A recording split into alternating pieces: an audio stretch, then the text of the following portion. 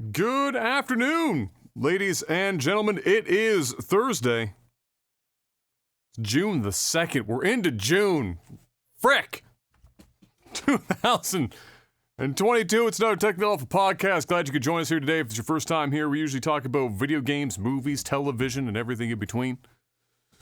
And then we answer questions from our Patreons towards the end called Tech Support, which is coincidentally largely what today is going to be about. Mr. Black goes off to the land of tapas tomorrow. Maybe he will enjoy some when he is over there in Spain. And honestly, except for a couple of things that snuck in here in the last 18 hours or so, there's not a heck of a lot of game news to particularly cover. And so I decided, hey, why don't we do something a little easy, a little laid back, and especially since Mr. Black won't be here next week, answer some questions and do just kind of like a tech support special of sorts, and open it up to everyone. So not just our $10 Patreons this time around. Yeah, exactly. The game news this week comes an hour after this podcast would technically or typically end. Sony's event is at 7 o'clock our time today, and then of course next week is and why probably the larger reason why there's not a hell of a lot of news. Next week is Game Fest begins, and so you're not to expect a heck of a lot coming out until that drops. So that would be why. So if you haven't caught it already, you can head on over to patreon.com/LAGTV. Of course, this is if you're listening to this live. Long since done if you're listening to this on the RSS feeds. And you can click on that top post. It's called Special Open Tech Support Week 248. And you can ask us some questions. You don't even need to be a Patreon this time around. You're going to need a Patreon account to post a question. But beyond that, that's how you get in. And so we're going to do a little bit of that, and then we'll just shoot the shit, whatever, and do a little something light. So, Mr. Black, before we get started, how was your week? I mean, it's been another week. I've just been preparing for Spain and getting my family ready and making sure that other family members and stuff will be around and things like that to help out. Just been picking up some stuff and getting into the mode. I'll be honest, I don't really want to go for as long as I'm going. It's a long time. It's 10 days, 10 isn't days. it? Yeah, 10 days. I mean, that's the longest single trip for an event I think you've probably ever done. Oh, for sure. Yeah. For sure. So, but it'll be fun. I got some cool stuff that I'm going to be doing there with Party, and Mr. Miyagi's flying out to Spain, so he's going to be there as well. Of course he is. I said, hey, Miyagi, why don't you come to Spain? He's like, okay. So, of course Miyagi is coming out to Spain. Why not? Yeah, all right, there you go. So he's gonna be chilling. He's flying out, I think, on Tuesday because he's got some work to do leading up till then. But yeah, he's gonna come hang out. I think he's gonna be there for 5 days, maybe. So that'll be fun. Why not? Yeah. Miyagi and I are basically brothers at this point. So of course. Yeah, it'll be a good time. And that's been pretty much my week. Just been we got our driveway paved finally, so that's done. Right. So that got done last week, and I don't really think there's much of anything else that I've did that's really noteworthy. So yeah. Today, a little bit later on, I'm signed up for it. In an hour. I know the podcast will probably still be going, but that's fine. I'll check it out as soon as I'm done. The Frost Giant sneak preview is coming. I think it's an hour and a half. Yeah, it's an hour and a half long. So I know they're doing a major announcement next week. I think they're next week at Games Fest. Yep. I think they're going to be saying their title, showing some gameplay, doing all this stuff. Apparently, they're going to be doing a lot of this today for select people. They sent me an invite. So I'm going to that. I'm going to watch it anyway. And yeah, I'm excited to see the next generation of RTS. It's not every day I get excited for video games. That's true. In fact, I'm excited for this. It's one day every 5 or 6 years. Sounds about right. Yeah. Wonderful. Yeah, no, I didn't know they were doing something like that today. I did know that because I saw in Game Fest's, partner splash screen thing of all the companies. I spotted Frost Giant and I was like, oh, really? Already? Okay. Yeah, apparently there's quite a bit done. I've been following it pretty extensively. Obviously, they're still a long ways away from the game being finished, but there's a lot more done than I think people think. So I'm interested to see what happens. Obviously, I had to sign a bunch of NDAs and different shit. Like, I can't talk about anything, but they're at least giving. I don't know how many people are going to be there, but yeah, I'm going to be watching that today. Awesome. Well, I look forward to seeing whatever they got next week for sure. Definitely interested. I mean, really, the RTS market is a difficult one to break into right now because I don't think it's the first thing that people would think about when they think, oh, what's going to be a successful multiplayer game in the year 2022. But if there was anyone that was going to be capable of cracking that code and making it a viable thing to be more than just a niche pocket of the market, clearly it would be the people that more or less put modern real-time strategy games on the map with both StarCraft and Warcraft. As long as there's cheese, I'm in. Don't say that shit because you're gonna get people thinking something's gonna happen. Something's gonna happen. With or without you, something's gonna happen for sure. This man said, I'm getting out the game and retiring, and then by the time this game comes out, he's gonna be pushing 40. Be like, all right, the cheese is back on the menu, boys. But hey, I think an RTS is the perfect mature game to ride off from the sunset for with. the elderly gentleman, the prestige of the RTS genre, certainly. Yeah, so we'll see what they gotten. And yeah, I'm looking forward to, somebody was asking me, a couple people were asking me yesterday when I was streaming what I was looking forward to seeing at Game Fest, and I had to stop and think about it for a minute because so many games have already gotten delayed. We already know a lot of games that are coming, but have gotten delayed into 2023. And really, for me, the list is surprisingly weighted towards Microsoft, because Microsoft's almost every Microsoft game got delayed from 2022 into 2023, and so we're not going to get them anymore. So now I want to see them, and we already know so much about all of the of Sony's offerings that there's not like a lot that I'm sitting here going, oh man, I need to see more. God of War, I'd like to see the next God of War, at least see what how that's coming together, and I'm sure we might get a little peek at that. Otherwise, other than that, from Sony, we already know what they've got on deck, and there's not a lot beyond that. But from Microsoft's side, assuredly, the top one for me is Starfield from Bethesda, because we're not getting it this year, and I think it's the biggest question mark in the video game industry from a AAA perspective right now. Is, can Bethesda pull off a brand new IP and have it not just burn up in orbit? No pun intended. It's definitely the biggest question mark. So that, I want to see Starfield, and I have a sneaking suspicion we're going to see a relatively decent chunk of gameplay this time around. I have a feeling we might get somewhere between 5, 10, maybe even 15 minutes of gameplay. If the game was originally going to come out in a few months from now, I suspect they have enough done that if they wanted to show off gameplay like that, they can definitely do it. And it might put people at ease after the delay into 2023. So Starfield for me, and then Forza Motorsport, not Forza Horizon. We get lots of that, but the next Forza Motorsport I would like to see, because we've really not seen much at all of that, and that's in the pipeline as well. So there's that. Some people mentioned Fable, which is ironically also from Playground Games, who make Forza Horizon. I don't think that's far enough along that they're going to show anything from Fable. I want to see it.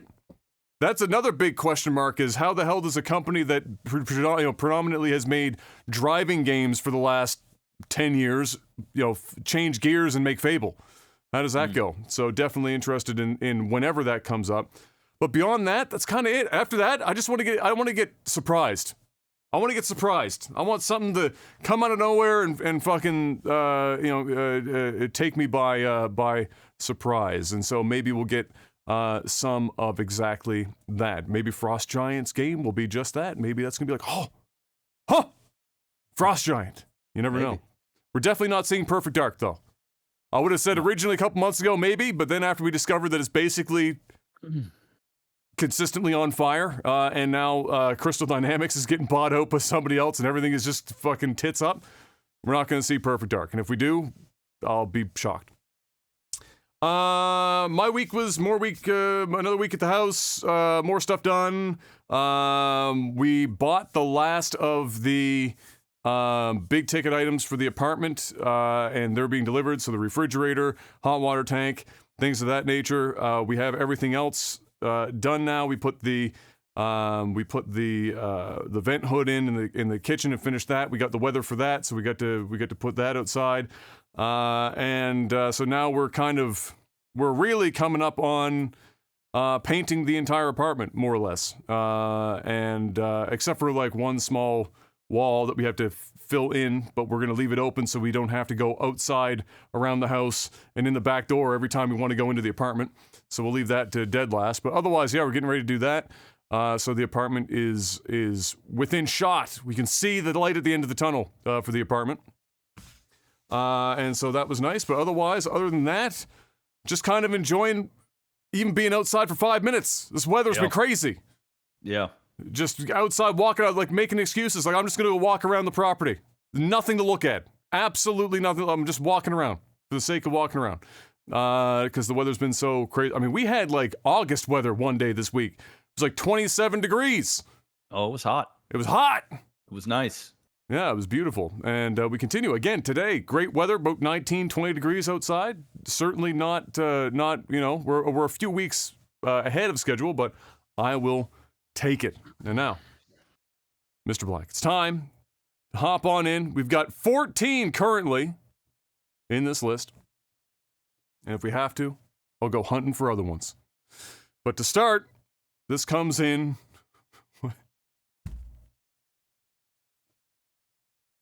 This would be the first question of the day, Mr. Black. Okay. I'm interested. I'm interested in. I mean, we okay. Let's just ask the question. Danish Devil, coming in spicy right off the rip. Have you ever caught anyone masturbating or been caught yourself?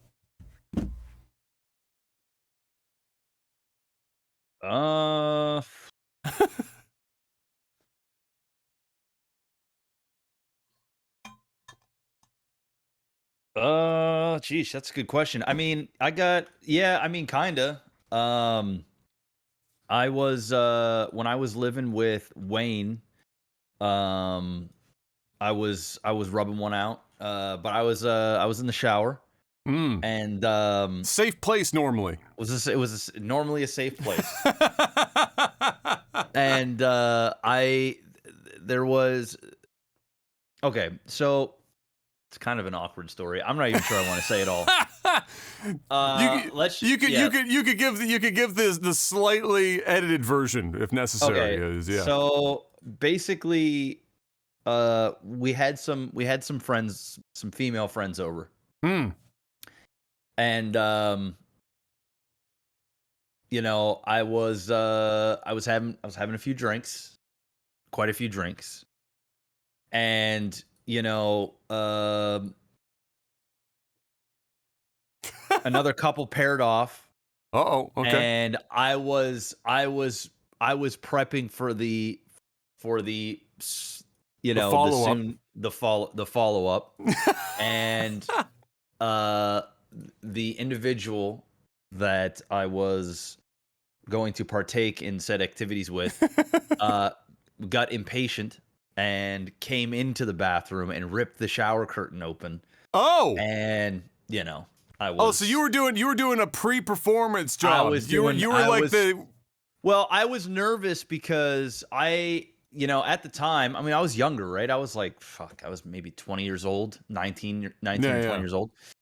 So I had a bad experience like a month before that with a dime piece that I couldn't get it up for because I drank too much. The whiskey dick. I drank too much, and I was in my own head, and so I had drank a lot that same night, and so I was thinking that, okay, if I lay down with her, I'm not gonna get it up because I drank too much. So I was in the shower, not only showering because I was out dancing and doing, clubbing Yeah, and you got to stuff. clean up. I was cleaning up, but I was also, preparing.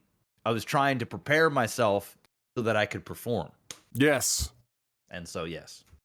Yes. That's not the worst idea. Sometimes, especially if you got like a couple, if you got like 15, 20 minutes in between, you fire off some sailors and you last way longer when the time comes. It's just like it's like a tactic. It's a war tactic. I mean, for me, I was going. You were just trying to get it up. I wasn't trying to shoot ropes, man. I was just trying to get. I was trying to get. And I was trying to get. I bricked up. I was gonna get bricked up and then go out with my towel. Oh, and, okay. And then be ready. Like the Chippendale, the towel's half hovering in the air. Yes. So, yeah. Yeah. No, I have thankfully been, either by my own design or by sheer luck, never been caught in the act. However, I mean, I can think of one time specifically. I didn't walk in on them, and it was actually multiple. I think you were even there. I remember we went to. I won't say names, but we went to. We were younger, and it was in the summer months. And we were collecting everyone. We were outside. We, door to door collecting everyone to, figure out what we're going to do for the day. And we got to, let's say, the end of the street. And, okay.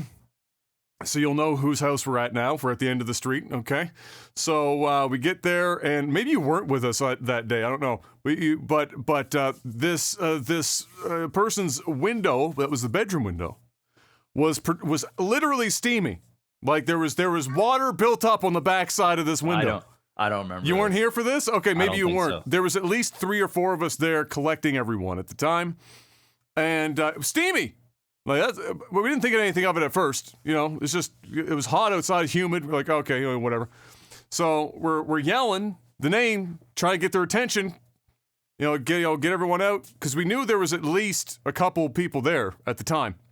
Because we'd already gone to their houses looking for them, and we found out where they were, and he comes to the window, lifts the curtain up, kind of gets over the back of the head kind of deal, and it cracks the window open. It was like, yeah, we'll be out in a second here. We'll be out in a second. Okay, it's a little like, who all's in there? We got the list of people. We're like, all right, why is the window steamy? It's like, oh, we'll be out in a second.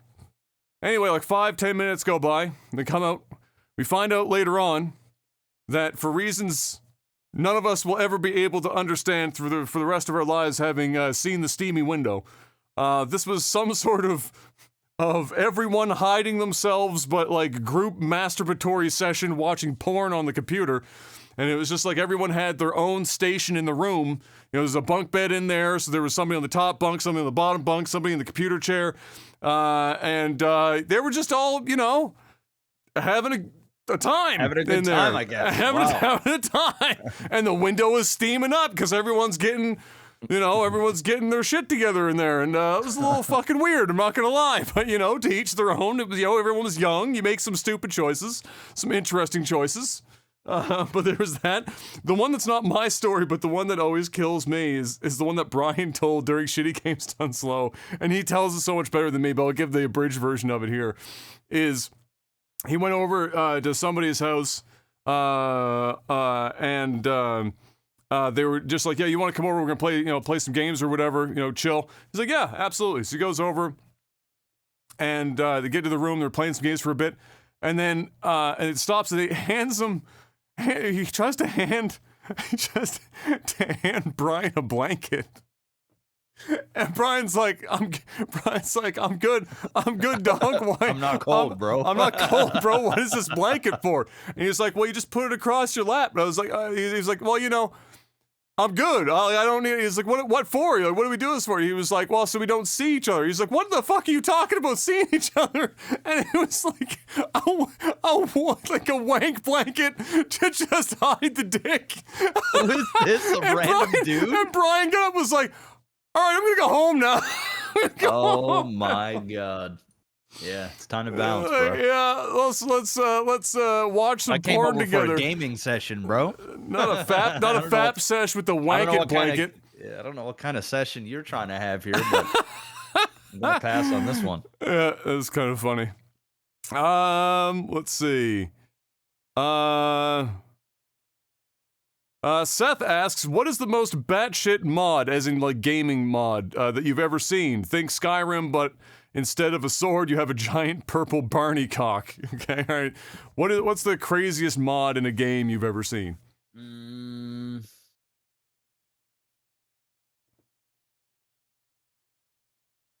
I don't know. I can't really think of anything crazy, but I do know that when I'm on Facebook, dude, Facebook is got some of the weirdest shit I've ever seen under the gaming section. It is bizarre. Yeah. Like, it is something, I don't know. But the black market of gaming streams. Seriously, I've seen mods where people are playing like Resident Evil Nemesis or Resident Evil 2, and they've got a mod of just like a naked chick with like quadruple gazillion Z's, and you're literally running around with shotguns, killing zombies and stuff, playing the regular game with this mod of a girl that is just stark ass naked. It's one of the most bizarre things I've ever seen. Nude mods have been a thing since the 90s, and they have not stopped. They've only gotten more detailed, Mr. Black. You know, this was detailed. More and more boob and more pubic hair to match. You know, so that kind of thing is just more detail, 16 times the detail if you're Todd Howard. I don't know if I've got like a.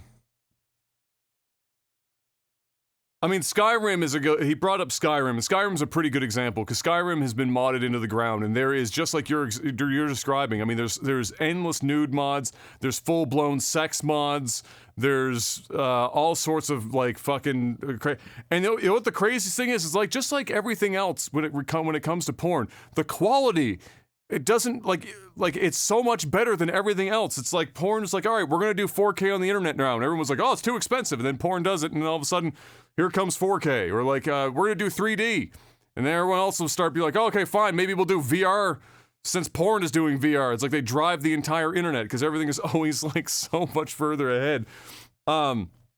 Yeah, I would say though, I think the craziest one, it's not crazy, just like, I don't understand who even would have thought of it. The two are, and they're the two very popular ones, is the replace every dragon head in the game with Macho Man Randy Savage. And so every time he's flying around, he's just like, oh yeah! It's just like, whenever he's fucking, spraying with fire. And then there's Thomas the Tank Engine one, where it's Thomas the Tank Engine flying around. And then all of a sudden you're just hearing like the nightmare version of like, ding, ding, ding, ding, ding, ding, ding, every time a fucking dragon comes. I'm like, who the hell thinks of that shit? But yeah, anyway, those are probably two of the best ones.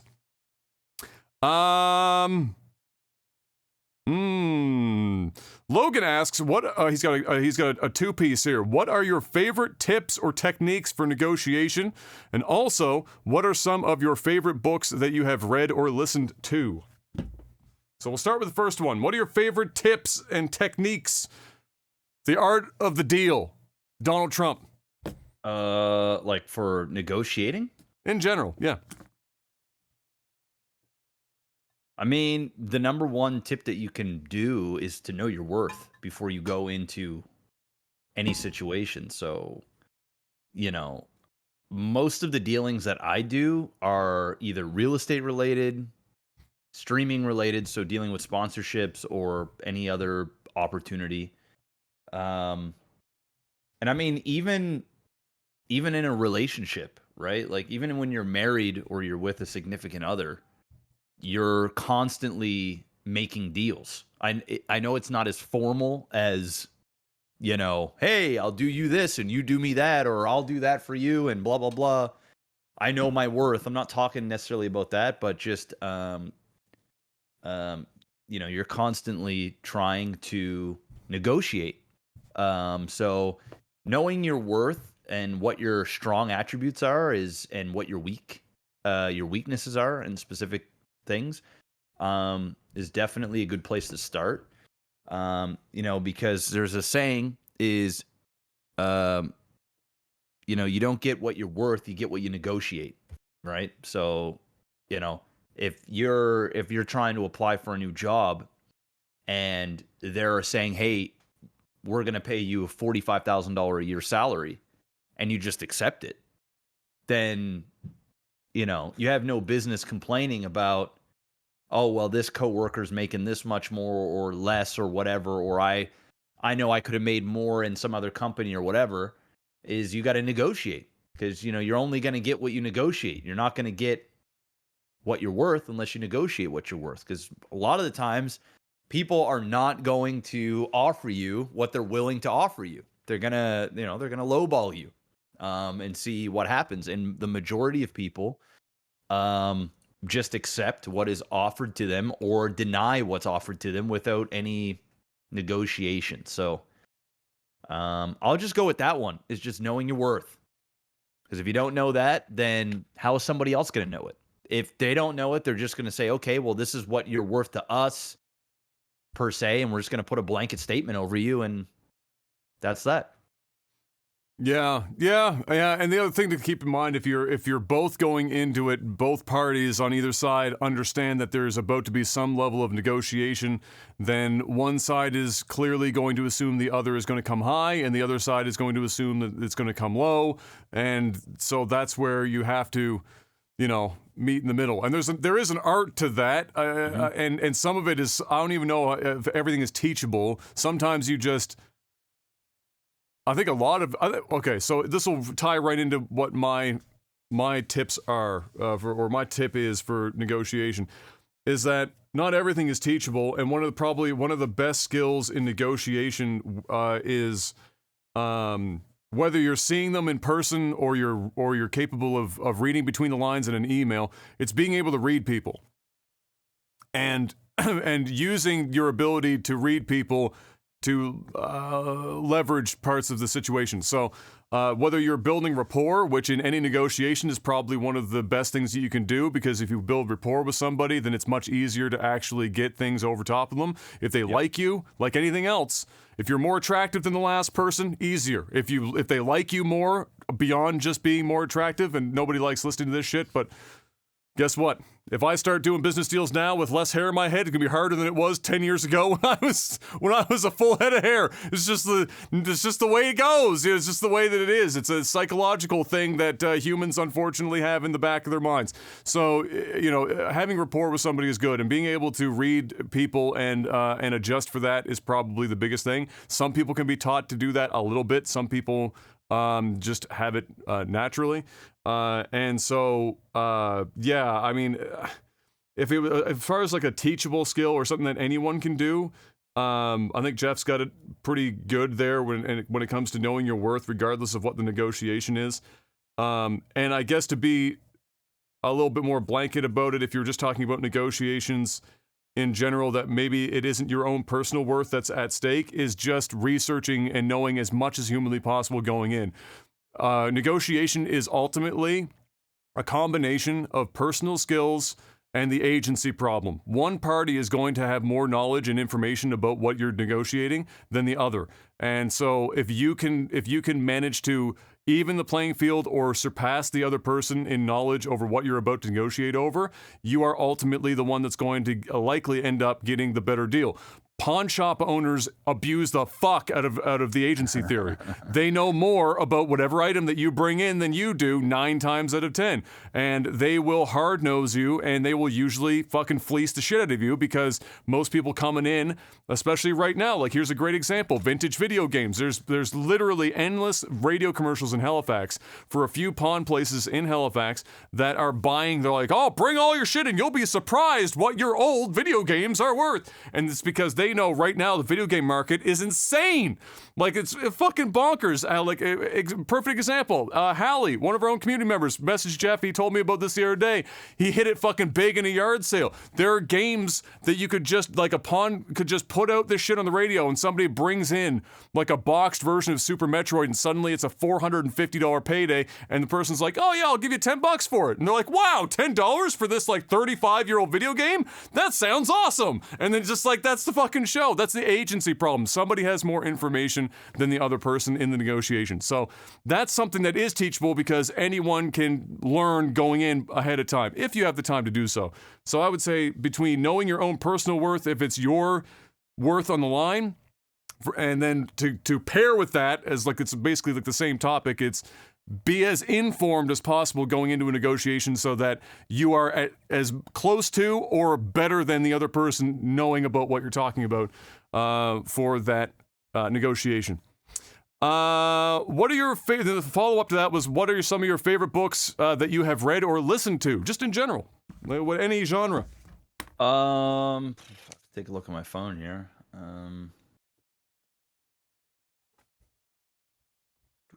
Audible, where are you? There's I mean, I'm a pretty boring guy, guys, so get ready. But buckle up. How many of the Dragon's Den members are on your list right now? Just one. Okay, just one. All right. Yeah, Damon John. That was it. I mean, I enjoyed okay, just to name a few. The Millionaire Mind. Okay. Let me see here. So that one was good. The Power of Broke. So that's by Damon John from Shark Tank. That was good. Sell or Be Sold from Grant Cardone. I know Grant Cardone isn't everybody's cup of tea, but that's a really, really, really good book on sales. That book is probably where you had the philosophy at the beginning of your answer, in which everything in your life is transactional. Yeah. Yeah. I enjoyed the Will Smith book. I listened to that there when it first came out. What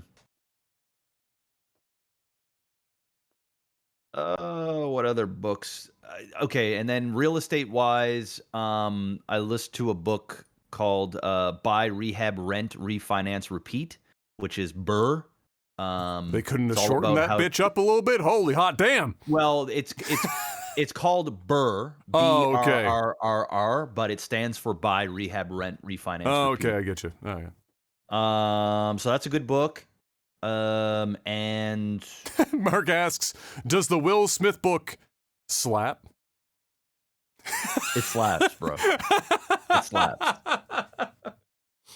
But yeah, those are the few. Those are a few. I mean, there's tons. I have tons of books here that I've listened to or read. But yeah, those are just some of them. Man, I've already said this before, but I just don't read much anymore. University has still, 10 years later, fucking given me PTSD on reading almost anything. Most of what I read now is like online. Like if I'm going to read something, I'm reading articles. I'm not reading books. So like a topic might come into my mind or whatever, and I want to learn about it, and then I'll just go online and read, whether it's scientific journals or whether it's, as curated as possible, something like a Wikipedia. You can't trust everything on Wikipedia, but it's at least curated to a degree. Things like that is where I'll do most of my reading, not necessarily just in books, because normally, like, unless something like really grabbed me, I'm not going to likely buy a book specifically on the topic. I'll just go out online and listen to experts. Like video is like, it's like audiobooks, and why they're so good. Get on the treadmill, listen to audiobooks, whatever, while you're doing something else. Similar to me, I'll go out, I'll read about it. If I'm really interested, maybe I'll find some experts. I'll watch video work that they've done. This is especially in the scientific field. Like if you're going to watch, like the one I've mentioned 1,000 times for physics, Michio Kaku is one of my favorites. There are a couple of British boys that are also pretty good to watch. I've even been known to just sit down and relearn like shit that I already learned in school. Like you sit down and like there's math channels where I'll just watch math videos and shit. But when it comes to like recreationally reading, that's been backburnered. I would like to in the future for sure continue to pick it up. But as far as like what books, Similar ones I've mentioned in the past, Arthur C. Clarke's Rama series, which I got into, ironically, through a video game, because I played the video game when I was a kid, and I had no idea that the old man, when you died, that showed up on the screen was actually Arthur C. Clarke, that wrote the books. And so in my elder years, not that I'm elder, but when I got older, watched read the books, bought the books, physical copies, and read those. And beyond that, I tried to get into, when I was trying to last get into recreational reading, you ask people, you tell them the genres that you like, and then you ask people, what do they recommend? And you get a lot right now for the genres I like. There's a lot of Sanderson and shit like that, Wheel of Time, the Mistborn series, things of that nature. I've tried both Mistborn and, I think it's called Mistborn and Wheel of Time. I don't know. I haven't found, I think some of it is I had to find an author that I like. I haven't found one yet after trying last time. And so we'll have to wait and see if I can find somebody else. But I'm into science fiction. I'm into fantasy stuff. It doesn't have to be high fantasy. Just fantasy in general is fun to read. I'm not big on biographies or autobiographies. I don't think there's a person on earth that I've been so invested in there. I'm like, man, I need to read a book specifically about this person's entire life that I can't, again, already know from just having saw stuff online. Autobiography might be a little bit more interesting, but that hasn't come up yet. But that's really it. I'm into that stuff, but I haven't read recreationally very much. Wheel of Time, I heard so much good shit about. And I watched the show. That's on Amazon or whatever, right? They're doing the Wheel of Time thing. So my problem with Wheel of Time, both for the original author and the gentleman who took over, it's too fucking wordy, man. Some people can't put the verbs down, Jeff. They just start a page, they're writing it, and they're like, all right, I'm going to describe that they're walking down a country road and there are apple trees on both sides, okay? So you can get to a level of description about that for most people, if they're really feeling themselves and they're really trying to be flowery, maybe they get a paragraph, 2 paragraphs of being very descriptive of the area because you're trying to paint this image in the reader's mind. Wheel of Time is an exercise in how can we take walking down a country road with apple trees on both sides and turning that into an entire fucking chapter. So I had to stop. I tried. I did my best. Not including Bangor. This comes in from Seth.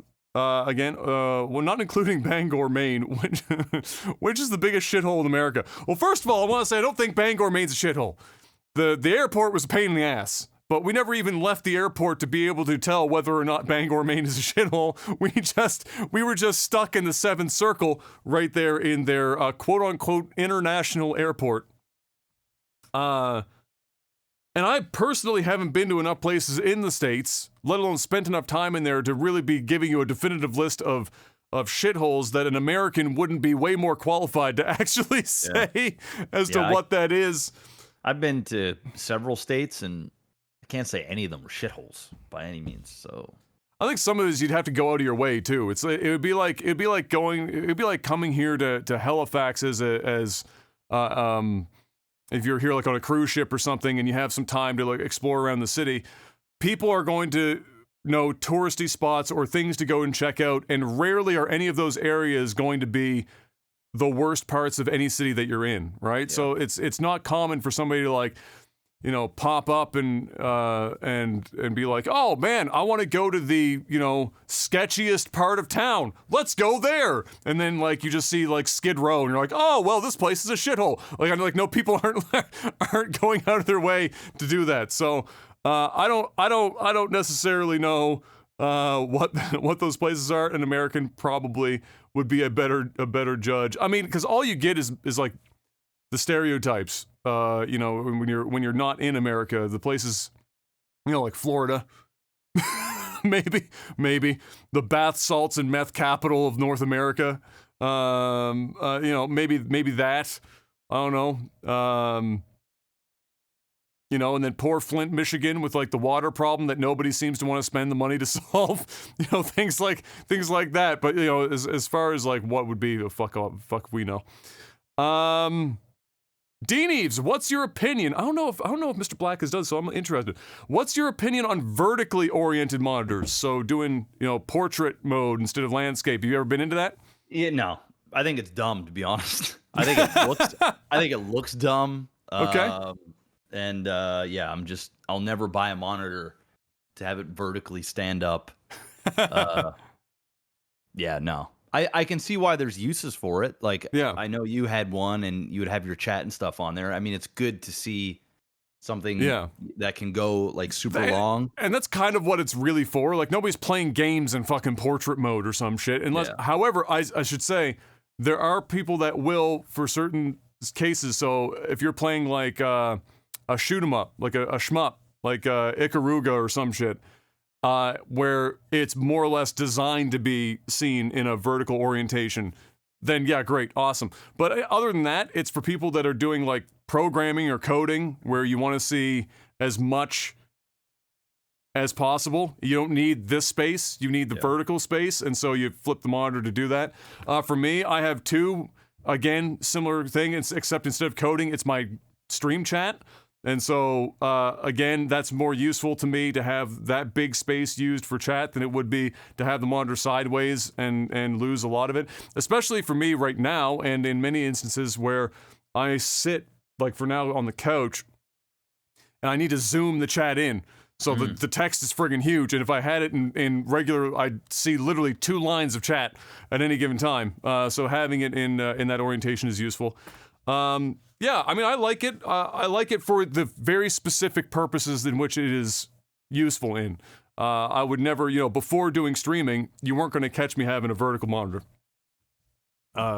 Maybe, again, if I was a programmer, but not the case.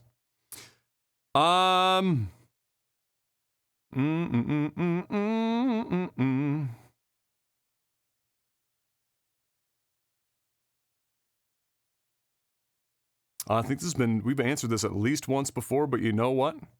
We're doing an exclusive for this, so we're going to answer it anyway, because you never know. Some of these names be people that might not have ever been able to ask questions before.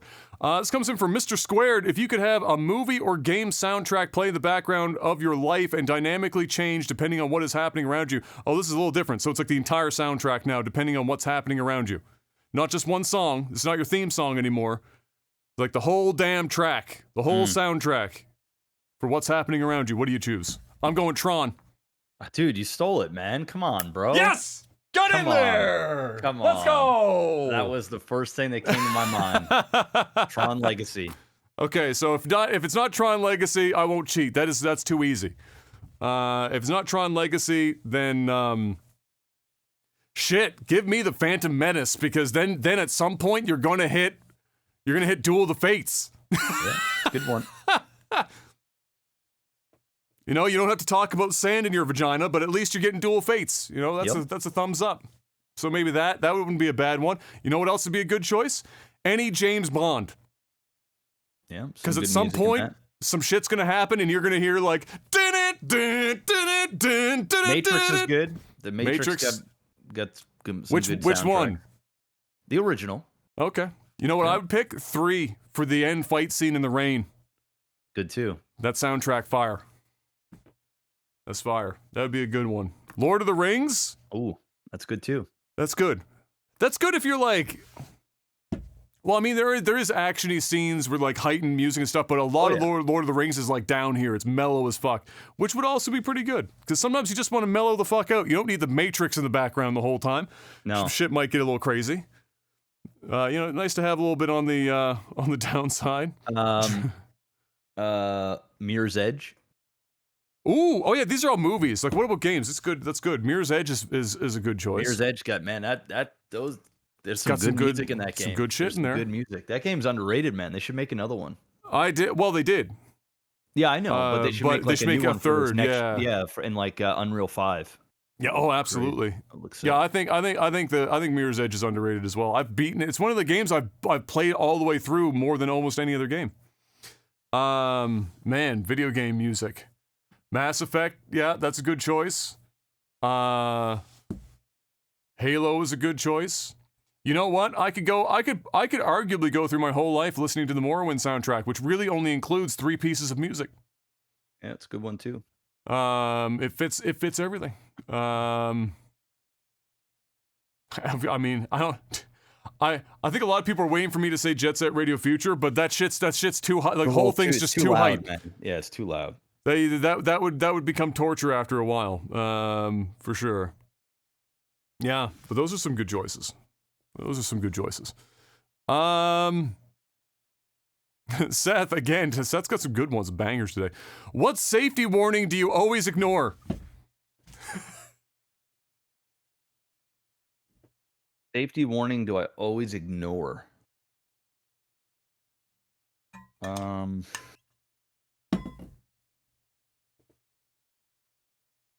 don't know if I don't know if I can think of one. Most safety warnings I would say like low battery. So like if I have like a smoke detector or something, and the shit's like, it's just like letting you know, chirp, like, hey, dude, the chirp is the fucking. bro. And can we talk about how for like 2 weeks before I actually do something about it? Can we talk about how smoke detector batteries only die at 3 o'clock in the morning, and never at any other time? You heard the chirp never starts at 3 in the afternoon. The chirp starts at 3 o'clock in the fucking morning when you are asleep and you wake up because you're hearing beep, beep, beep, and at first you're like, what's happening? You don't know what exactly is going on, and then you realize it. And it's been so long since you've changed the batteries, you can't remember if it's like how to take it down, because if it's hardwired, the mechanism is different than if it's not hardwired. And then some of them, the worst one, dude, was in the house I first rented after moving out of here. They were all hardwired, and the clip to get the smoke detector out so that you could get it down to change the battery that shit could haul an 18 fucking wheeler. It was the hardest clip to take out I've ever had. I bruised and cut my thumb trying to remove the clip from the fucking thing, to the point where I quite literally, don't tell anyone, I might have ripped it out of the ceiling. You just do what you got to do. I gave up. It was like 3 days I hadn't slept. I was like, I'm taking this motherfucker coming out the wall. And so it did. But yeah, that's a good one. I would say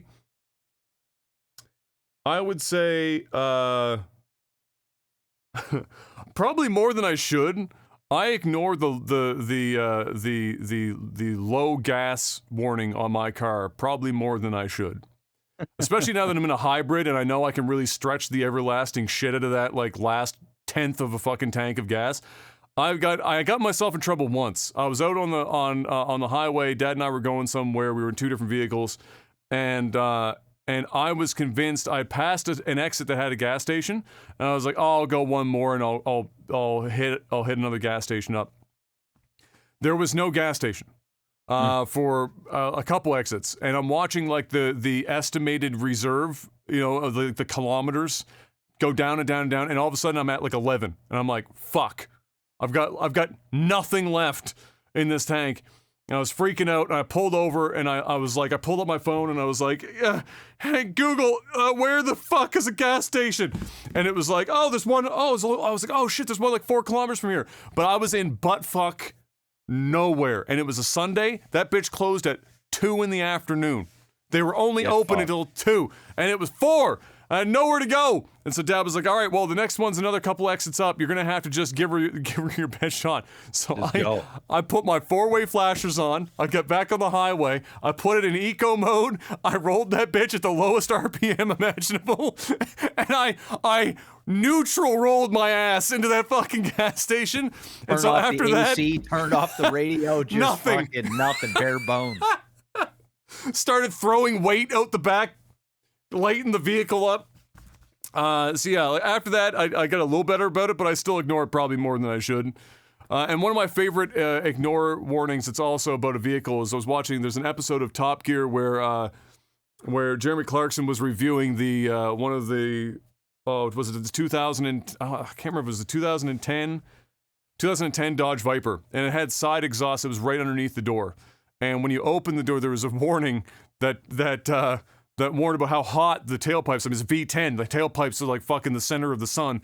when you get out of it, and there's a warning about that. And during their time, if I'm not mistaken, the upholstery caught on fire from from the tailpipe. It's how you know it's a real car, Jeff. You're not in a real car until it lights itself on fire. That's when you know. There you go. That's a man's car that's right there. That's a man's car. When you need a fire extinguisher for your upholstery.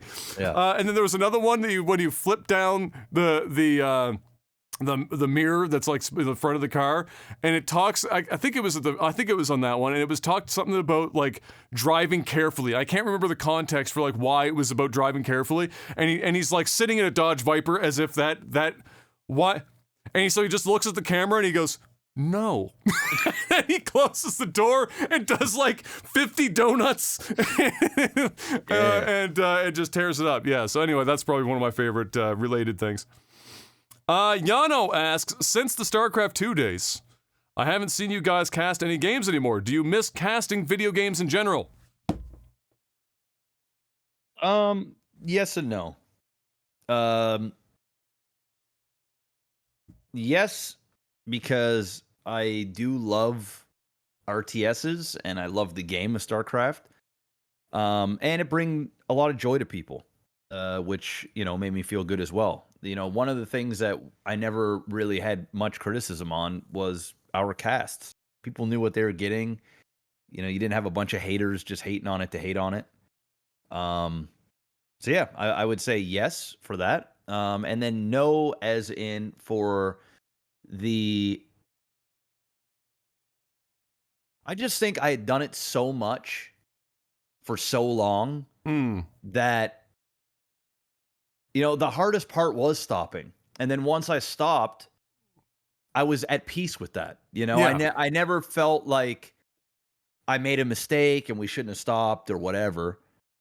Part of me was like, damn, we should have stopped earlier. I was going to say, there's an argument that we probably like 2 years earlier or something like that. But would I do it again? It depends. It fully depends. And I think the only game I would ever consider it would be this new Frost Giant game, because it's got all the right competent people, and it seems like all of my old peers from the StarCraft community, the ones in the know, they're excited about it, and they're going to take part in it, and it'll be a thing. But it would have to it would depend on several factors. It would have to be something that I'd want to do because I'd enjoy doing it.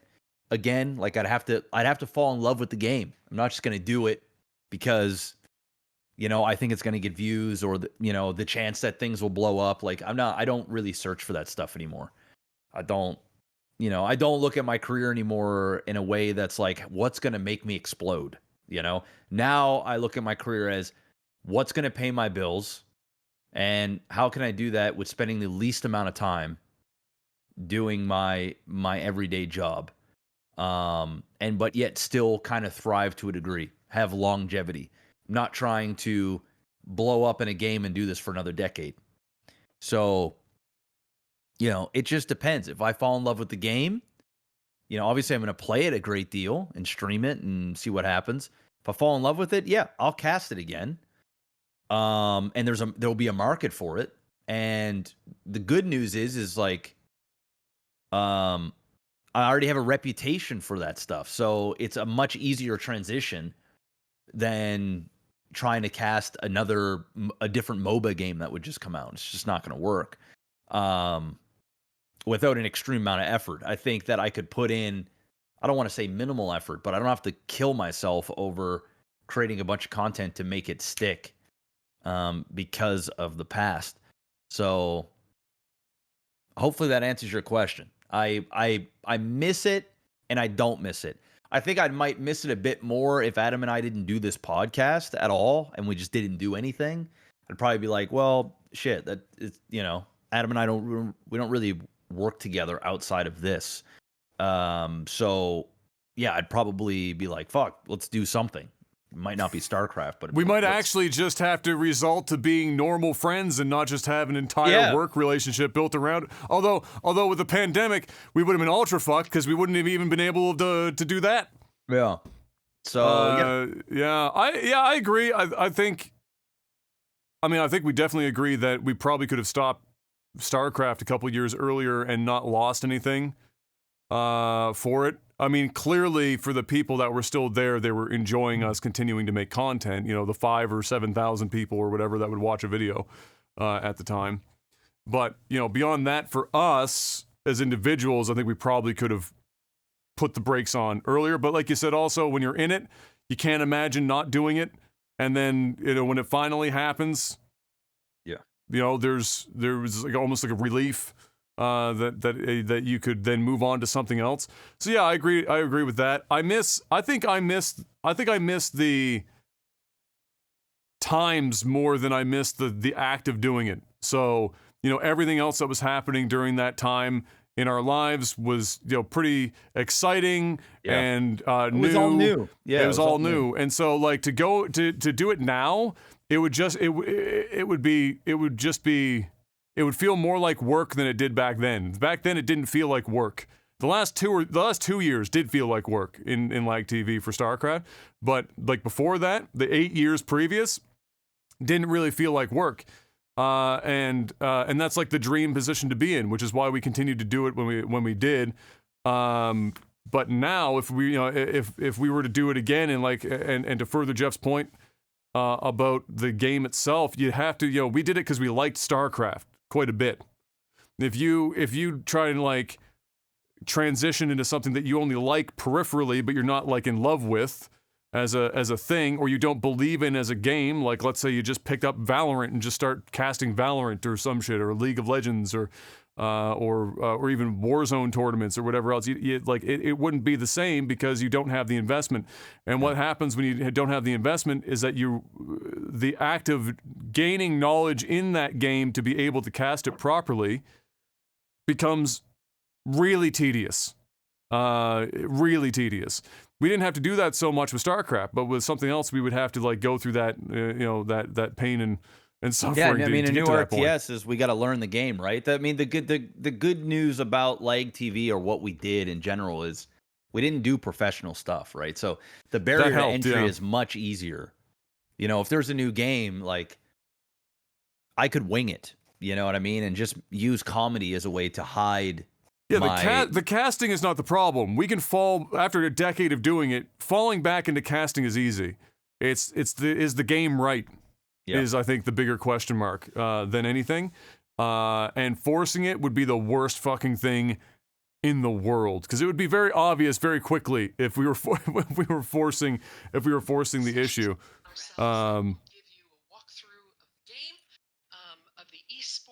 One sec here. Damn, that is loud in your headphones. You must be deaf. Dude, I almost almost died there. My eardrums are bleeding currently. Dude, I heard that clear through your mic. Damn, that shit had some volume. Yeah. I just muted it, but yeah, they're starting the Frost Giant stuff. Also from Yano, have you guys ever tried drones, like flying drones, the smaller ones with cameras? I'm looking into them, and it seems like a better toy than the green egg smoker. A drone? I flew a drone this morning with my son. What? Really? Yeah. I mean, we have two of them. I have the Maverick. I forgot you had that when you were doing car stuff. Doing car whatever. Stuff. Yeah, and I still use it now for inspection related stuff, so I can see a roof of houses and different things. So I'll take it and then take photos and things like that. But yeah, I have a Star Wars one, and you know, Kai is starting to get into remote control cars. He's watching shit on YouTube and stuff, and he wanted to play some on his iPad, and I'm like, bruh, we've played enough video games on your iPad. Let's go fly a ship. And he was like, so I set up this ship, and we went outside and we flew it around. It actually cut my arm to shit. But yeah, no, I have two drones. They're fun. They're cool. I don't know about using them around recreationally. I don't know if I'd get I guess like if you become a god at, they race them and stuff. Yeah. Like if you're good at doing maneuvers and flying through small things, I guess that's cool. But yeah, I usually use it for utility purposes and not fun. Yeah, I haven't. I haven't goodness, personally. I'm just seeing some. You're seeing some gameplay. Wow, I won't say anything because I'm not. Yeah, you can't not say supposed to, anything. but You have to leave it at wow. yeah. No, I haven't flown a drone before. I don't really have a want of it. They're expensive. If I ever did it, it would be because I wanted to do some sort of drone photography. That would be about it. But I don't do enough photography as a hobby now to barely justify what I've already bought into it, let alone adding a drone to the mix. So, not so much. But I think watching drones race is fucking nuts because it's like the closest thing to pod racing I think that we actually have, like the speed in which that shit's going on and the reaction time of the guys that are flying, the guys and girls that are flying those things is nuts. It's insane. So fun to watch in that regard, but I've never personally gotten into it.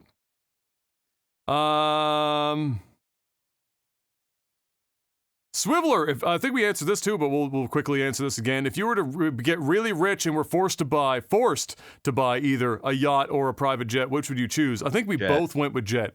Yeah. Upkeep on a boat is a pain in the ass, even if you are rich. And really, who wants to go through any airport where you can just private jet your ass all over the place? That's an enormous dub. Uh-oh. Okay. All right. Okay. The Blainer asks, do you have any tips on what to do when your loved one is in the angry but won't talk mode? I'm just going to preemptively say F for the Blainer who may or may not be in some trouble right now. What are your pro tips for when the better half is angry and also not interested in hearing about it? What are your tips? Well, my wife doesn't really get like that. Like, yeah, she gets upset and stuff, but she doesn't really ever get to the point where she doesn't want to hear it. You know, I think actually it's the opposite for her. Is she would prefer me to talk. Kayla's pretty loud. Yeah, but in that she's unlikely to be the one that buttons up. She'd be the one that does a lot of talking. Well, not really. No. Not in that regard. Not in that regard. No. Okay. Like she's not a very confrontational person, or at least in a relationship, and I don't really see her like that outside of the marriage either. So she's pretty laxed. Yeah, I find, geez, that's a tough question because, dude, there's no one size fits all. I mean, all women or men are different, and you know, for me, it's just more of, it's all about how you approach with tone and when you approach. So, you know, if Kayla's dealing with Kai or whatever, or she seems stressed, like it's probably not a good time to try and talk about whatever issues are going on. So, you know, it's for me, it's usually about, and I'm the same way. Like I'm much more of a puzzle than what Kayla is. Kayla's very, you know, I know how to approach and deal with Kayla when she's having good or bad moments. I'm much more of a puzzle, and I'm a very closed off guy, and I don't really say much. I know I'm a very talkative guy and outgoing, but I'm also the type of person that I don't really enjoy conflict all that much either. So it's not that I run away from conflict. It's just if I have the choice to just shut up and let it go, that's typically what I'll do, unless the issue gets pressed. So yeah, I would say, you know, in my relationship, it's just more of tone. If I come at her, you know, in a manner that it's aggressive or too stern or whatever, however you want to look at it, then she might feel defensive and may not want to open up and talk as much. But if I come at her correct, like you should in a relationship and not make people uncomfortable, then usually a conversation happens and everything is good, which is rare for us. Like we don't really fight often. Like we might get an argument like once every 3 to 6 months, and like our arguments aren't crazy full blown blowouts. Might have had a few of those in 12, 13 years we've been together, right? So, and when they're bad, they're bad. But yeah, we're pretty chill. We're pretty chill. Yeah, we're the same. There's not really a hell of a lot of arguments. The opposite is problem. Sometimes M gets so she's actually said she's gotten so bored sometimes. Sometimes she just likes to fucking troll a bit and stir some shit up. she's like, she actually came to me, she's like, babe, we never fight. And I was like, okay, that's generally that's what you're shooting for most people anyway. She's like, yeah, but it's kind of boring. I was like, what are you talking about? So like randomly, like 3 o'clock in the morning, she'll start some shit. But you know what though? I think there needs to be some kind of contention. Like there needs to be some kind of, for me anyway. I kind of relate to what she says. Not that I want to go and pick a fight or to fight, Yeah. but like being in a relationship where both people are just agreeing on everything, and it's like, you know, you can't be that in sync that you totally agree. I think when you're in a relationship and everybody's agreeing on everything and it's happy all the time, I think that one side or the other is actually bending and pretending that's what they want all the time. And what's the fun in that? Because I mean, ultimately you pile that up for years and there can be some resentment where it's just like, and then, you know, if you're on the opposite end and you don't think anything's wrong.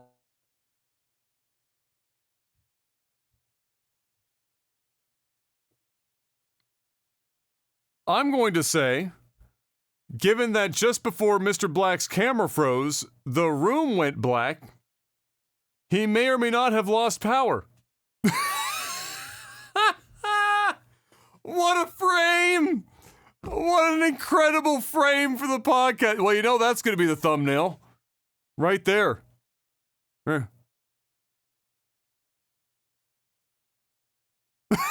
And now here I am in double. Uh-oh. Hey. I'm on my phone. Bro, the freeze frame was the freeze frame was perfect. You were like mid-exclamation. The power clearly went off because the room is pitch black and you're just in mid-fucking sentence. Bro, I hear my generator. Like my generator's running right now. I don't know. It's 20 degrees and sunny outside. What's happening? Seriously. And of course. Anyway. All right. Well, we have your answer on that one anyway. But yeah, same thing for me, really. Em and I don't fight. We'll let Jeff get himself set up. Em and I don't really fight ever. She just occasionally trolls a bit. She doesn't start like big fights. She just trolls a little bit to, you know, spice things up for her, I guess. But for me, it's just like, oh my God, here you go. I started noticing it though. I can see it coming. I think he's just powered up his computer again because the generator is on. So yeah, there's not much in that regard. As far as like tips, I think Jeff nailed it. It's when you approach them, how you approach them, regardless of who it is like 99% of the work. And so beyond that, it's Godspeed. Really, I do appreciate though how frustrating it can be sometimes when you have a significant other that just doesn't want to talk, but they also want to remind you that they're upset. And then I think that's I think a little different. Oh, what? Yeah. Oh, he's back. Okay. he's back. Yeah, bro. Oh no, he's gone again. The wheels are falling off the podcast. So yeah, anyway. How are you doing, Adam? Good. How are you? I'm looking at myself. He's coming back again. Oh, looks like he's back on the computer anyway, but now the camera is in. Can you hear me? I can hear you, yes. Oh. But now we gotta fix the. Oh. Bro, my shit is bussin'. I get it. There we go. Oh, yay, we're back. I gotta change my webcam settings. Yeah, the generator is on and we have power. But that's weird. I have no idea why the power. There must be an accident. Like somebody must have hit a line or something. Yeah, because this is bizarre. That's wild. I got a generator, so we got power. We got internet. The show goes on. Running. Yes, we're good. That's why I bought it. I would say that Jeff nailed it. How do you approach when you approach? But I was also saying, I do sympathize when you have a partner who will clam up and not say or not want to talk about anything, but then also go out of their way to remind you that they're upset. Like that, those two in pairing annoy the fuck out of me. Like if you're gonna be upset, that's one thing. If you don't want to talk, that's fine. We can come back to it later on. But don't be upset, don't want to talk, and then also come to me every like 5 minutes and be like, I'm so upset. Like don't you choose one or the other. You either complain, we talk about it and it's done, or you don't complain and you button up and we talk about it later when you're ready to talk about it. Don't try and come at it both ways. This comes up from Super Kami Guru. What's the worst movie you have ever seen? I have to remember names. Avatar. The Last Airbender. The M. Night Shyamalan that shit special. Was fucking heinous. I wish I could remember the name of it. I don't. But it was a found footage, like D-tier horror movie on Netflix that Em and I watched like months and months ago now, and I wish I remember the name of it, but it was unimaginably bad in ways that I didn't think about, like not even so bad that it's good. Jeff's gonna go deaf again here for a second. Not even so bad that it's good, like entertaining. Like a lot of horror movies are terrible, so you watch them and they're kind of funny for being terrible. This was the kind of bad that it was just bad, and it made you hate every aspect of it. Like at least if you watch something like The Room, The Room is so bad it's good. Like it crosses well over into this is one of the greatest things I've ever seen versus this is just the worst movie ever put to. Well, in this case, both film and digital, because he filmed both at the same time. He demanded it be filmed in digital and analog. But yeah, I like it's probably something like that. It's rare for me to watch like a higher budget film. I haven't seen Avatar, but I'd probably feel the same way about it. It's rare that I watch one and I can't find like some entertainment value in it. But Avatar: The Last Airbender would probably be on there. You know what else is probably on there, though? The Dragon Ball movie that they did. Oh, that was bad. Evolution. Yeah, Dragon Ball Evolution. That might also be on that list. Yeah, my whole neighborhood's out. Everybody wow! in the neighborhood's like, So there's like a full-blown generator out somewhere then. Yeah. So fuck. What's going on? Anyway. Oh, well, coming in related to stuff we talked about earlier. Just comes in from Josh. What is your favorite game of StarCraft that you have casted? I think we mentioned this many times before, but it's always a good one to rehash, and maybe we give a different answer every fucking time. I don't know. No,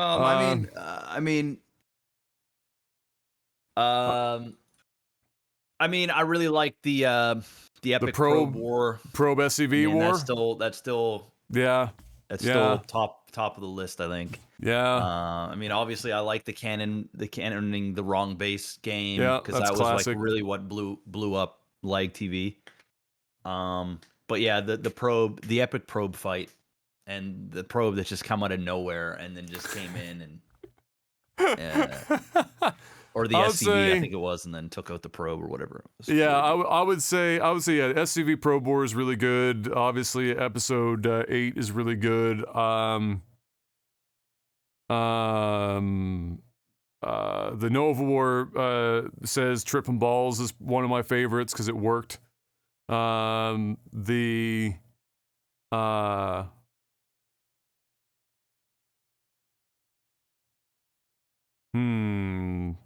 to Blaze is up there. The one where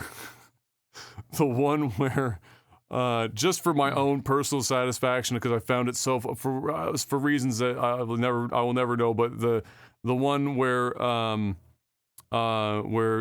asked Jeff to hit me up with the sound of like the fucking the Gandalf. It was the Gandalf thing, like the Farouche video. I don't even remember the cast. I just remember Jeff, because it was in my first house that I was renting.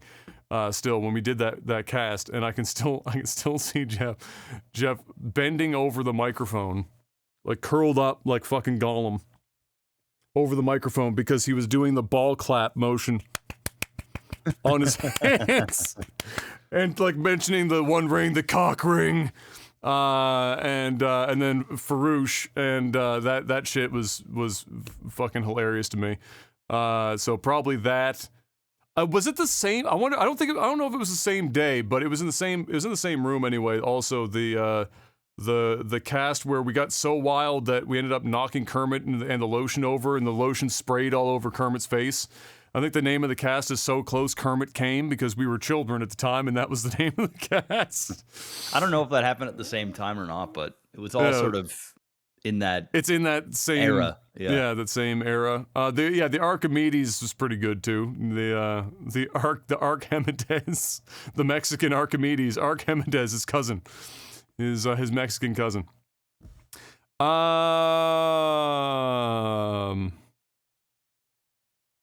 Proxy asks, what franchises have you gone from I love this phase to the I don't give a fuck anymore phase? Nothing has snapped me out of it faster than True Detective. I have never gone so hard from this is the greatest television show of all time to holy shit, what the fuck is season 2? It was whiplash. It was complete fucking whiplash. And I mean, the only one that approaches that is... But it was more like being boiled alive, so you didn't really notice it was happening until they really threw on the heat at the 11th hour. Game of Thrones, of course. But, yeah, I would say probably True Detective, because they went from season 1 being, I still believe, to be some of the best TV ever produced, to season 2, which was more like, why did this happen? How did we get here? And how can we avoid it ever happening again? So I would say probably that. And beyond that, man, I'm trying to think of like outside of movies and TV, like if there was games and stuff. But that's probably the top one that I can think of anyway, is True Detective more than anything. What about you, Mr. Black? What is a franchise or more than one franchise, if you got one, that you've gone from I love this to the I don't give a fuck anymore? Star Wars. That's a good one.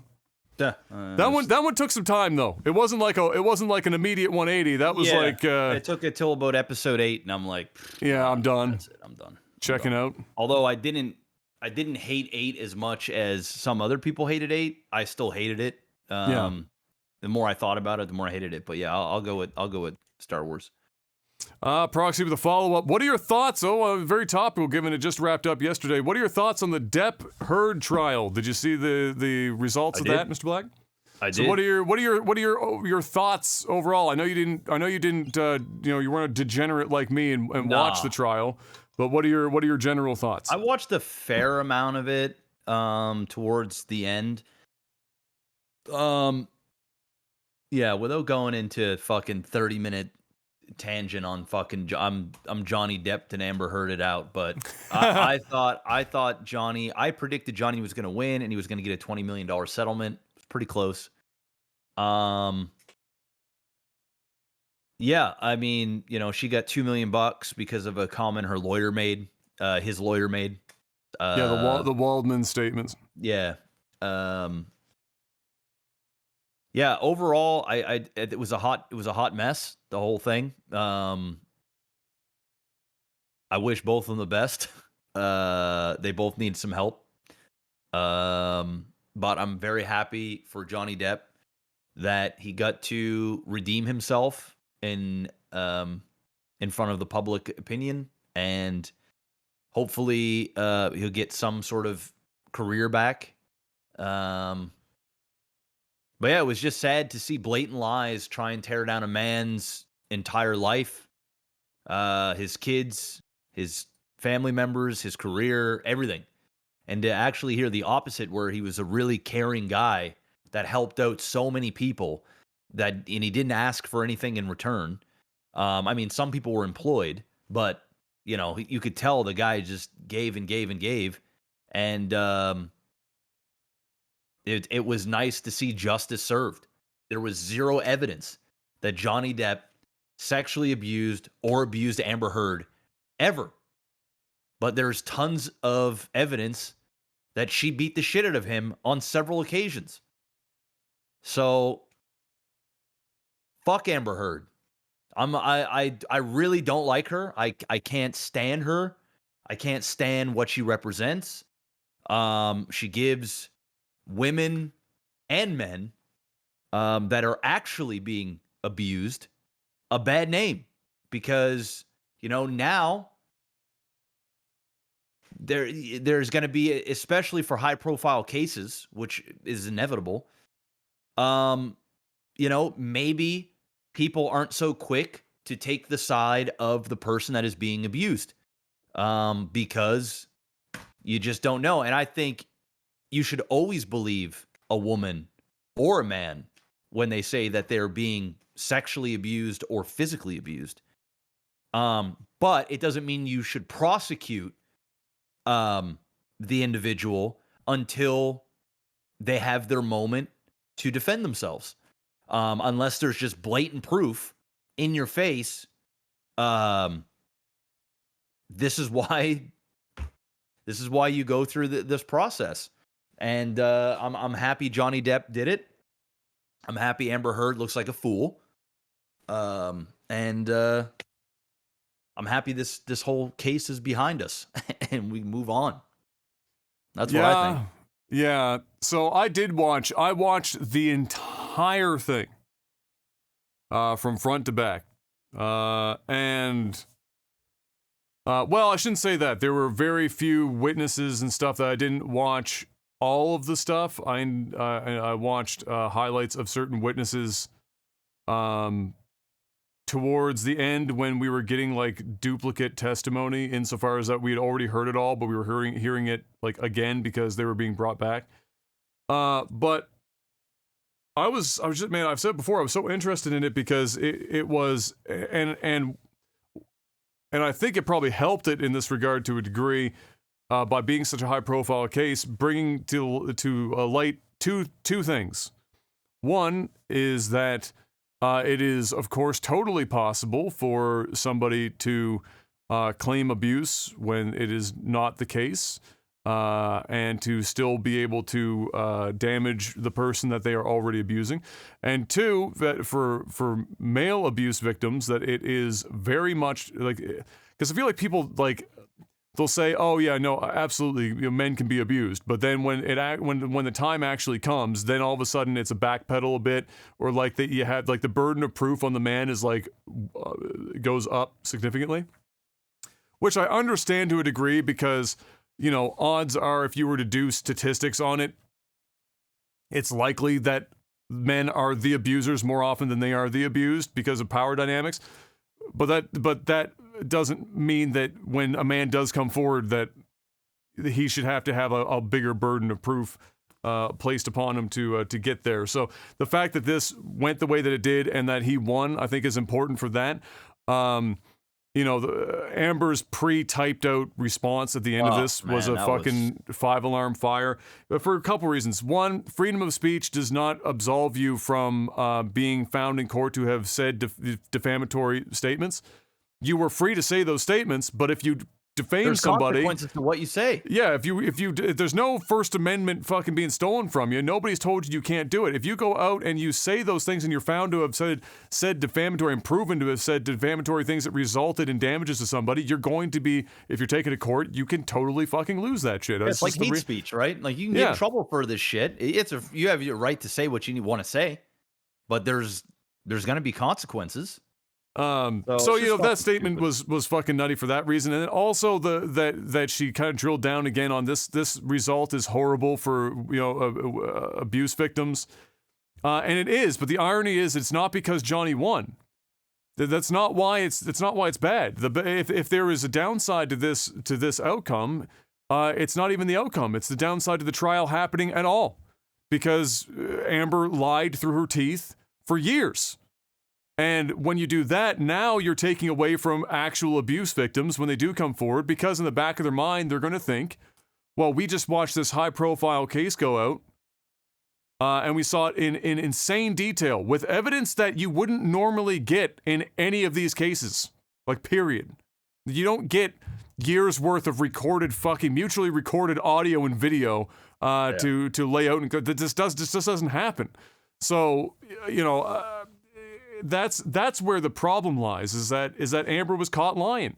And like the whole statement of like everyone being a witch hunt out for her, well, yeah, unfortunately, when you lie about something so extreme and then go out of your way to destroy somebody on the backs of those lies, and then you are found to have been, even without the jury, everyone knew you were lying. Yep. Like, you don't have to be a fucking genius to see it.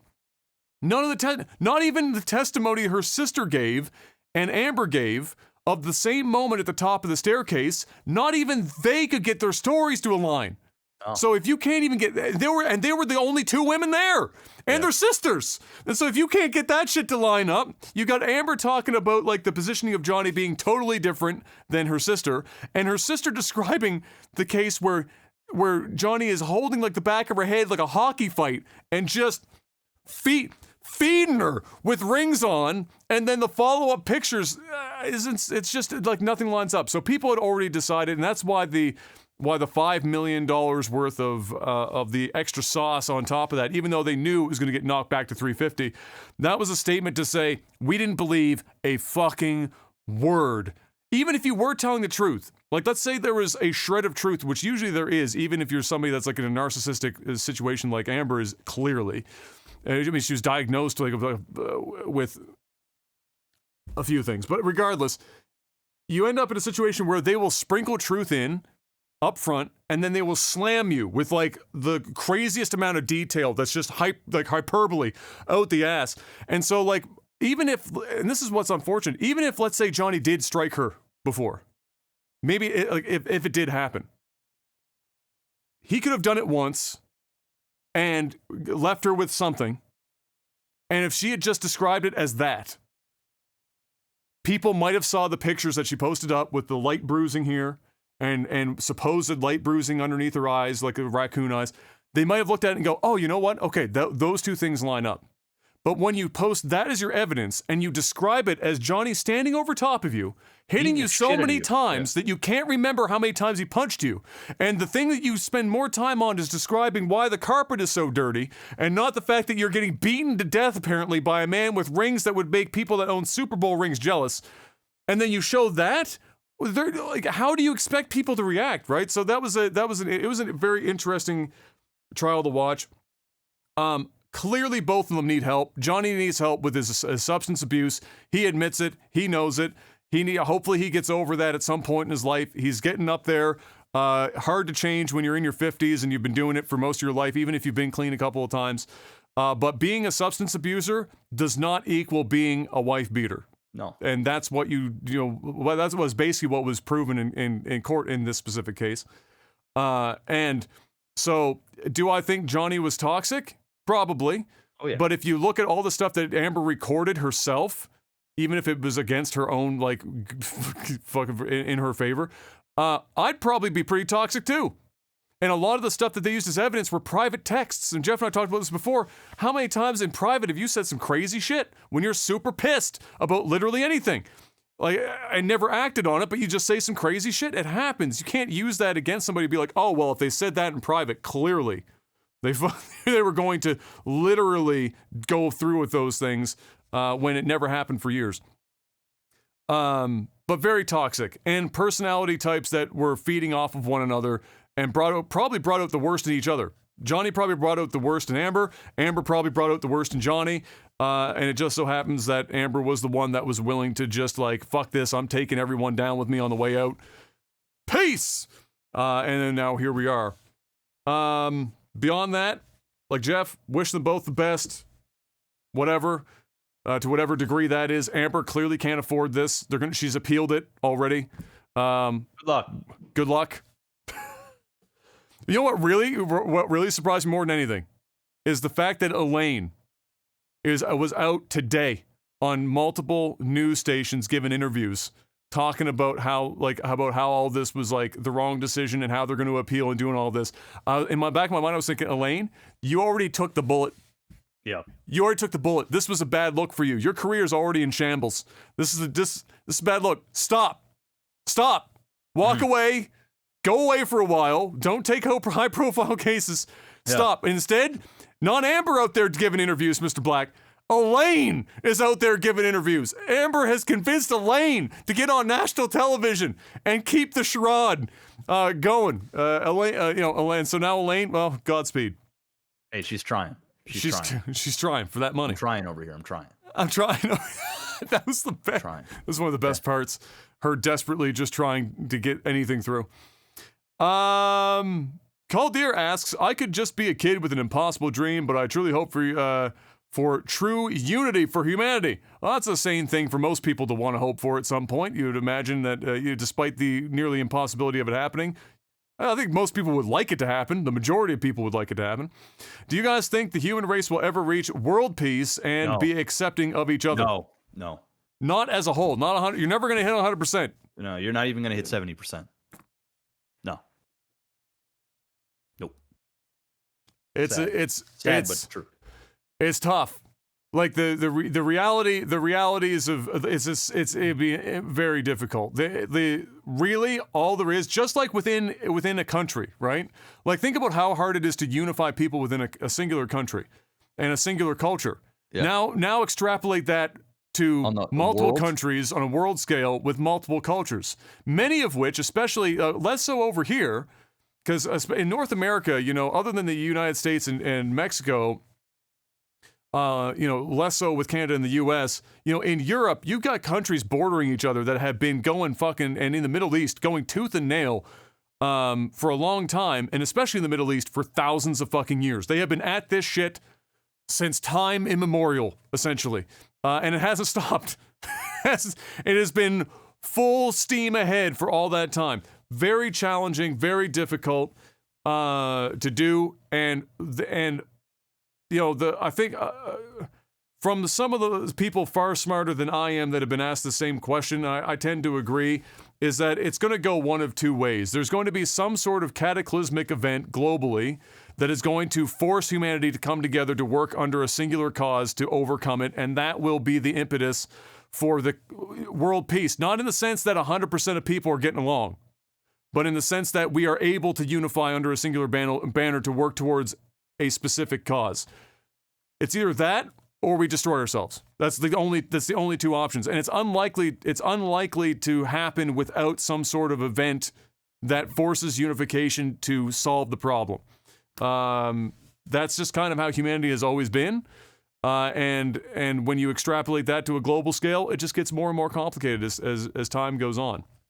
I am, however, of the mind that in any singular country that you were to go to, doesn't matter where you are, in my opinion, the majority, not 90%, but the majority of people just want to be left alone and just live their life peacefully, regardless of what is going on around. Like most people, like it's like if you went to most people in Russia and the Ukraine right now, the citizens that aren't all caught up in the political side, they just want to live their life. They want to go back to their homes. They don't want to think about war. They don't want to think about all the shit that comes with it. They don't want to think about how we're going to raise our kids in the midst of all this shit and keep them sane and away from as much as... They don't want to think about that. They just want to live their fucking life. They want to go to school. They want to come home. They want to go to work. They want to come home. They want to spend time with their family and friends. They want to go to sleep. They want to wake up. They want to do that until they retire and fucking die peacefully. That is the majority, in my opinion, of people globally. They aren't the ones causing the war and the fighting that happens. The war and the fighting happens by a handful of people that are the ones that can make the decisions to start the shit in the first place. And so, just like with many wars that the U.S. would have been involved with, like Vietnam, and eventually the people at home figured out that they were being fed a bunch of bullshit, and they were like, oh, we definitely shouldn't be there. Get the fuck out. It's the same thing. Like, people just don't want this shit. People just want to live. But how do we get there? I don't know. Fucking aliens show up. We have to all unify against them. Some sort of science fiction novel. I don't fucking know. Whatever it is, it's gonna have to be something that causes people to get her done. Oh, Mark apparently has discovered the cause. It was a vehicle accident that caused the power outage. There you go. Xenon Slayer asks, if you could go back in time and observe a movie being filmed or edited, which one would that be? Say that again. If you could go back in time and observe a movie being filmed or edited, which movie would you choose to go back and check that out?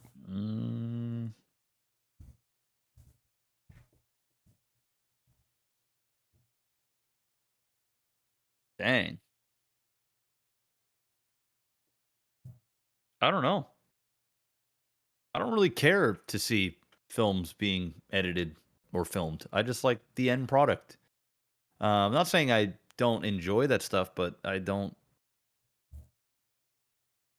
Oh, yeah, I agree, Mr. Grimm. Lord of the Rings. Sets were nice. They're in, like, fucking New Zealand. Yeah. Everyone's seemingly having a good time. It was probably a fun thing to watch. And then they did a lot of practical effects, some of which you can see in the, the extended ones, where they go over how they did a lot of shots to keep Gandalf looking, so much bigger than everyone else in the room, and it was all practical. They weren't doing, a lot of special effects. So, Lord of the Rings is probably not a bad one, for sure. So that's probably what I would go with. Is this the last one? Is it? Good, because I got some shit I got to do anyway. Exactly. Pack and everything else.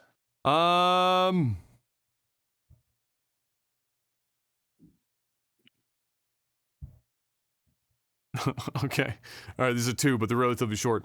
Caldeer asks, do you guys ever think that an RTS and a first-person shooter hybrid game will ever make it big? I've seen a few on Steam, but they barely ever have any players. But do you think that it could work in a AAA game? No. That's a really hard two genres to slam together. Like, because really, what do you do with that? I mean, I suppose you have to come up with a system in which you're more or less playing Civilization, right? So from a macro level, and you're moving an army from one area into another, and you end up clashing like you would in Civilization, and then you go down to ground level, and now you're fighting out that skirmish or whatever in a first-person mode. I'm not a game designer, but that's like, I don't know how else you really go about doing that in a compelling way. But that's really challenging and probably extraordinarily expensive, because a game engine, doing both of those things and both of those things well and meshing them, that would be a steep ask. And the last one comes in from A. Dent. What fake headline sounds more believable, Mr. Black? This is the first headline. Bethesda confirms director of Elder Scrolls 6 hasn't been born yet. Meaning it's that far away. Or B, Star Citizen Kickstarter surpasses the GDP of Belize.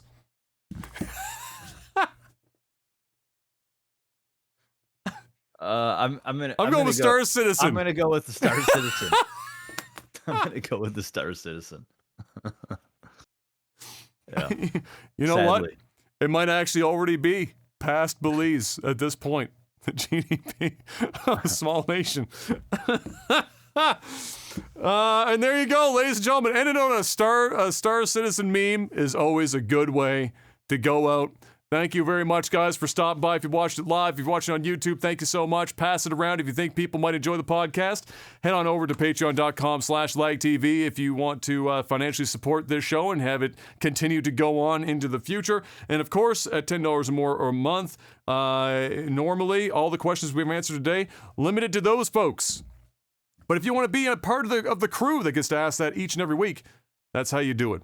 Patreon.com/LAGTV. Before we go, Mr. Black, because we didn't have segments before, and we still need to do it. We should have done it earlier, but we're going to do it anyway. Hit me up with a quick plug for our one and only NordVPN. NordVPN. Head on over to www.nordvpn.com/OTT. Use the promo code OTT. Get yourself a massive discount. Get yourself a bonus month when you get a 2-year subscription or more. Use up to 6 simultaneous devices. Watch different regions of Netflix and other streaming services at the click of a button. Use it on your smartphone, your TV, your Mac, your PC, your desktop, your router you can hook it up to. Really, anything you want, they got an app for you. It's NordVPN, guys. It's a virtual private network. Game on them, stream on them, game and stream on them at the same time. Stop getting blocked on websites, video game regions, YouTube videos, Twitter little videos, and other short videos you watch. Just bypass it all with the click of a button with NordVPN. And at the price that is less than a grande cinnamon dolce latte at Starbucks a month, everyone just about can get their hands on this at an affordable price. Check them out. NORDVPN.com/OTT. There you go, ladies and gentlemen. We'll see you guys next week. And until then, well, I might see you next week. Actually, let me wrap that up. You won't see Jeff next week. He'll be on his way to another country in which Star Citizen may pass its GDP. He'll be in Spain. And I believe, if I'm not mistaken, Game Fest starts on Thursday of next week. I haven't decided yet if I'm going to be doing a live stream of that. And then how to tackle that. I might do recaps like I've done in the past for the podcast RSS feeds. It just won't be here on this Twitch channel specifically. If I am doing it live, it will be on /NovaWar over at mine. Is usually how it goes for that. But otherwise, after that, we'll be back. Jeff will be slightly browner, full of Spanish food, and maybe, if he's lucky, a few extra dollars in his pocket. And until then, peace! Peace.